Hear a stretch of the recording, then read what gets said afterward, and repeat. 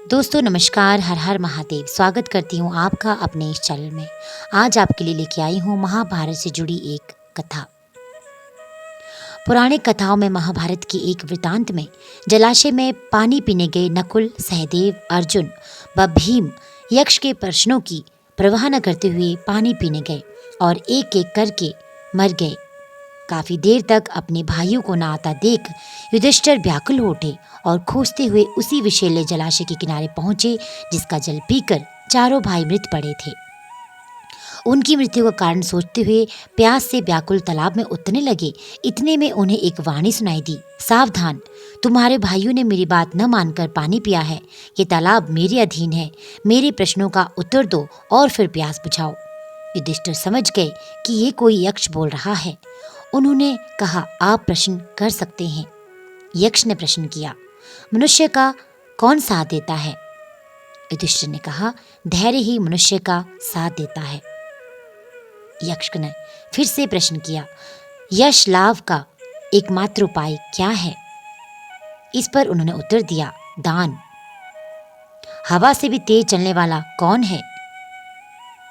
युधिष्ठिर ने कहा, मन।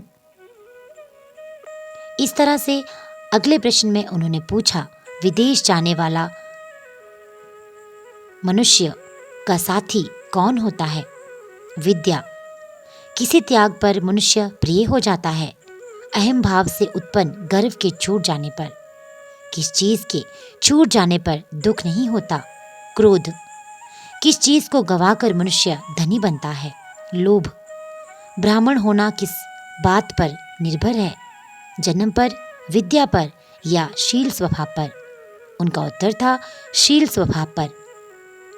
इसी तरह अगले प्रश्न में उन्होंने पूछा, कौन सा ऐसा एकमात्र उपाय है जिससे जीवन सुखी हो सकता है?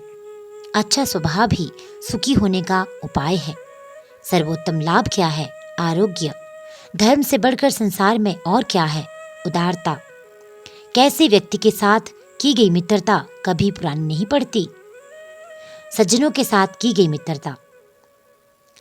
इस पर यक्ष ने फिर से प्रश्न किया, इस जगत में आश्चर्य क्या है? और युधिष्ठिर जी ने उत्तर दिया, प्रतिदिन हजारों लोग मर रहे हैं, फिर भी लोग चाहते हैं कि वे अनंत काल तक जिएं। इससे बड़ा आश्चर्य और क्या हो सकता है? इसी प्रकार यक्ष ने कई प्रश्न किए और युधिष्ठिर ने उन सब के ठीक ठीक उत्तर दिए। अंत में यक्ष बोला, राजन, मैं तुम्हारे मृत भाइयों में से किसी एक को जीवित कर सकता हूँ। तुम जिसे कहो वह जीवित हो जाएंगे। युधिष्ठिर ने पल भर सोचा और कहा, नकुल जी उठे। युधिष्ठिर के इस प्रकार बोलते हुए यक्ष सामने प्रकट हुआ और बोला, 10,000 वाले हाथियों के बल वाले भीम को छोड़कर तुम नकुल को जिलाना क्यों ठीक समझा? भीम नहीं, अर्जुन को ही जीने के लिए कह देते, जिसकी रण कुशलता सदा ही तुम्हारी रक्षा करती रही है। युधिष्ठिर ने कहा, महाराज, मनुष्य की रक्षा न तो भीम से होती है न अर्जुन से। धर्म ही मनुष्य की रक्षा करता है और धर्म से विमुख हो जाने पर मनुष्य का नाश हो जाता है। मेरे पिता की 2 पत्नियों में से कुंती का एक पुत्र मैं बचा हूँ और मैं चाहता हूँ कि माता माद्री का भी एक पुत्र जीवित रहे। युधिष्ठिर के वचन सुनकर यक्ष ने प्रसन्न होते हुए कहा, हे वत्स, मैं तुम्हारे विचारों से अत्यंत प्रसन्न हुआ हूँ, इसलिए मैं तुम्हारे सभी भाइयों को जीवित करता हूँ। वास्तव में मैं तुम्हारा पिता धर्म हूँ और तुम्हारी परीक्षा लेने के लिए यहाँ आया था। धर्म के इतना कहते ही सब पांडव ऐसे उठ खड़े हुए जैसे कि गहरी नींद में सोए थे। युधिष्ठिर ने अपने पिता धर्म के चरण स्पर्श कर उनका आशीर्वाद लिया। फिर धर्म ने कहा, वत्स, मैं तुमसे बहुत प्रसन्न हूँ, इसलिए तुम मुझसे अपनी सारी इच्छानुसार वर मांग सकते हो। युधिष्ठिर बोले, हे तात, हमारा 12 वर्षों का वनवास पूर्ण हो रहा है और अब हम 1 वर्ष के अज्ञातवास में जाने वाले हैं। अतः आप वर दीजिए कि उस अज्ञातवास में कोई भी हमें न पहचान सके। साथ ही मुझे ये भी वर दीजिए कि मेरी वृत्ति सदा आप अर्थात धर्म में ही लगी रहे। धर्म बोले, युधिष्ठिर को उनके मांगे हुए दोनों वर देकर वहां से वो अंतर्ध्यान हो गए। पौराणिक कथाओं से हमें कई संदेश मिलते हैं।